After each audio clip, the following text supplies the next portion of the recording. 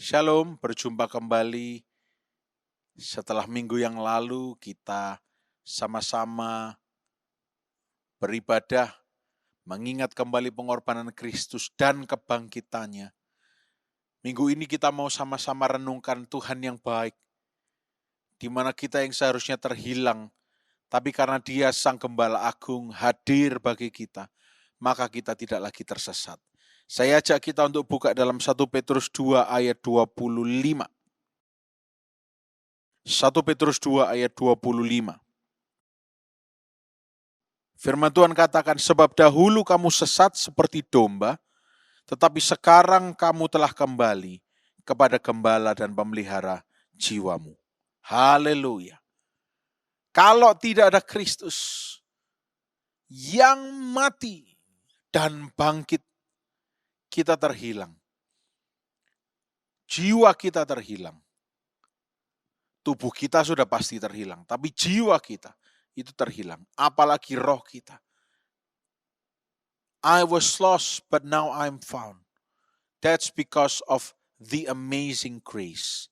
Karena anugerah yang besar. Dulu kita terhilang. Kita tidak punya arah. Tapi ketika kita ingat kembali, kematiannya menyelamatkan kita, kebangkitannya membangkitkan kita juga. Maka hidup kita berarti. Hidup kita punya tujuan. Biar sepanjang minggu ini saudara renungkan baik-baik. Dulu kita ini seperti domba yang tersesat, tidak punya arah tujuan.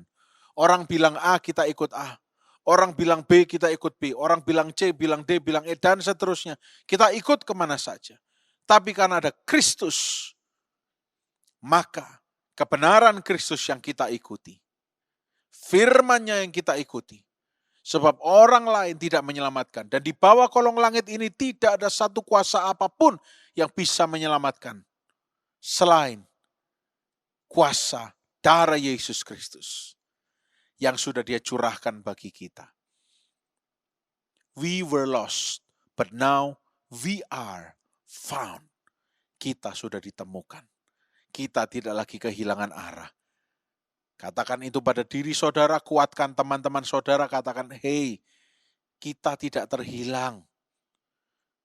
Kita punya gembala yang baik yang akan selalu membawa kita kepada yang berumput hijau. Kita punya gembala yang baik yang akan menyediakan makanan bagi kita di hadapan lawan-lawan kita. Selalu ingat Mazmur 23. What a powerful passage. Ayat-ayat yang luar biasa. Kita tidak terhilang. Kita sudah ditemukan. Dan untuk itu ucapkan syukur. Karena kita tidak terhilang. Dan kalau ada saudara, teman-teman saudara yang merasa terhilang, ingatkan ayat ini. Oleh karena pengorbanan Kristus, kita tidak terhilang. Dan jangan menghilangkan diri, karena kita sudah punya tujuan. Kita punya tujuan, yaitu mengikut Kristus seumur hidup kita. Apapun yang terjadi, keputusan mengikut Kristus adalah keputusan yang terbaik.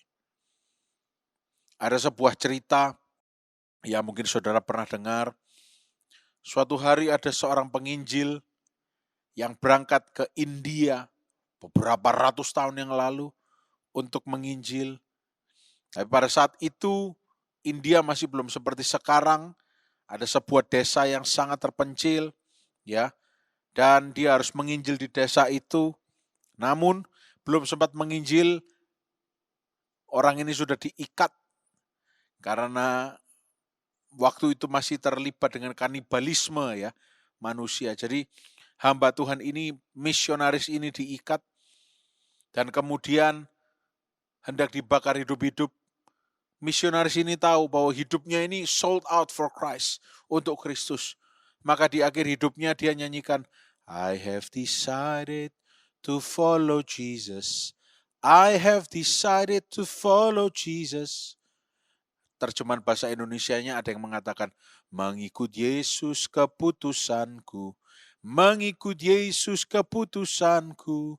Ku tak ingkar, ku tak ingkar. Nah, lagu itu terus dinyanyikan. Bahkan sampai ketika api mulai melahap tubuhnya.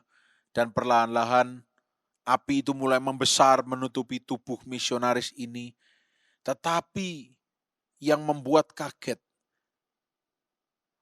para warga lokal di sana. Ketika api itu sudah tinggi dan jelas-jelas tubuhnya sudah terbakar habis. Tetapi suara lagu itu terus berputar.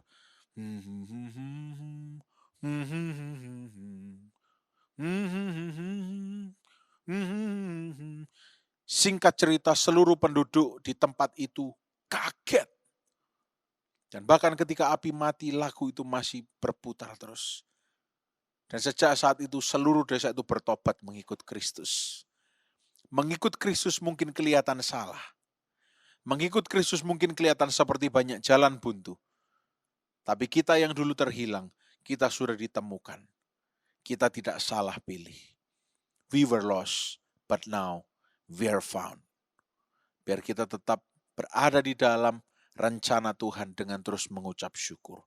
Selamat berkomunitas minggu ini. Selamat menguatkan banyak jiwa. Selamat memenangkan banyak jiwa. Tuhan Yesus memberkati.